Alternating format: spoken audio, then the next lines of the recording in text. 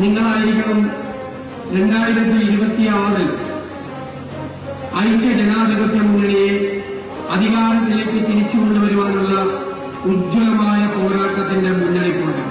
ഈ മണ്ണിൽ കാസർഗോഡ് മുതൽ തിരുവനന്തപുരം വരെ എന്റെ പ്രിയപ്പെട്ട സഹപ്രവർത്തകരുടെ വീട് വീണ ലാത്തിയടികളാണ്, അവരുടെ ഈ ഭൂമിയിൽ വീണ ചോരയാണ്.